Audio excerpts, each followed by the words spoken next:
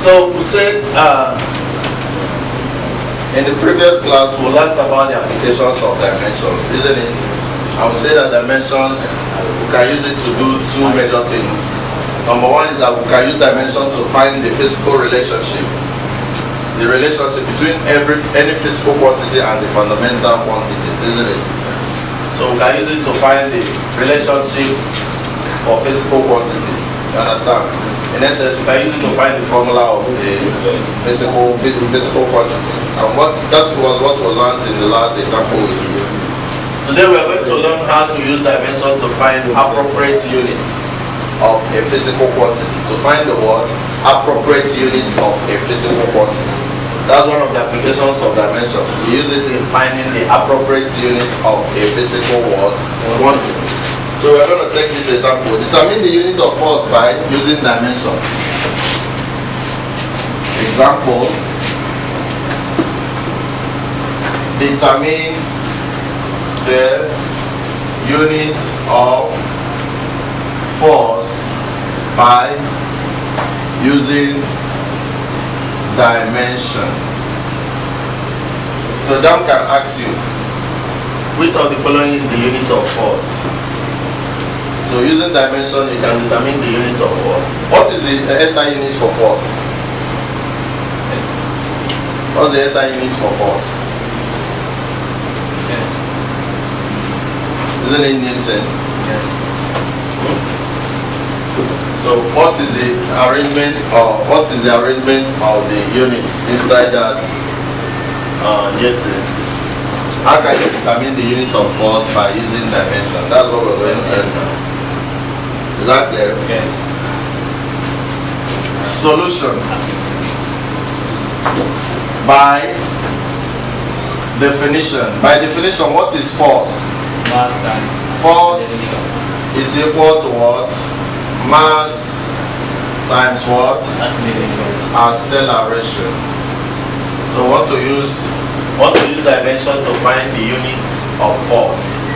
So force is equal to what? Mass times what? Acceleration. Force is equal to mass times acceleration. This is the same thing as saying mass times acceleration is what? Change in velocity, isn't it? Yes. All over what? Time. That is acceleration. So what is the dimension of velocity? The dimension of velocity is what? Length. Time. Which is distance? T. Time. All over what? T. T. Which is the same thing as LT to power minus 1. Isn't it? Yeah. So representing everything here in terms of dimension.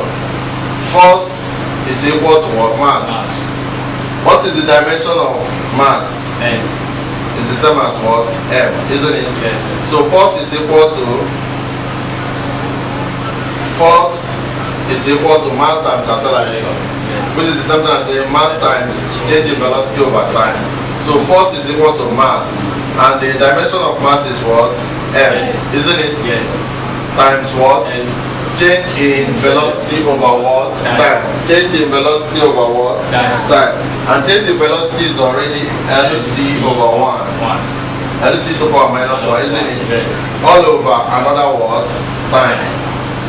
Which makes it what? M L T to power man all over what? T. Which is the same thing as saying M L T to power minus what? 2. So that is the dimension of force. So this dimension of force, we can convert it to the unit of force. So we can now say that force is equal to M is M L T to power 2. And we know that the unit of M is what?